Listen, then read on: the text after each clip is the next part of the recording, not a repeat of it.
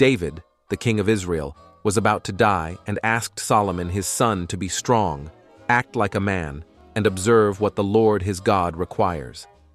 He advised Solomon to walk in obedience to him and keep his decrees, commands, laws, and regulations as written in the law of Moses. David had reigned 40 years over Israel, 7 years in Hebron, and 33 in Jerusalem. Adonijah, the son of Haggith, approached Solomon's mother Bathsheba and asked for his marriage. She agreed, and Solomon asked for Abishag the Shunammite as his wife.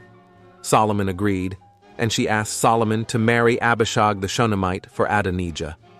Solomon then swore by the Lord that if Adonijah did not pay with his life for this request, he would be put to death today. Solomon ordered Benaiah son of Jehoiada to strike down Adonijah and kill him. He also removed Abiathar from the priesthood of the Lord, fulfilling the word the Lord had spoken at Shiloh about the house of Eli. When news reached Joab, who had conspired with Adonijah but not with Absalom, he fled to the tent of the Lord and took hold of the horns of the altar.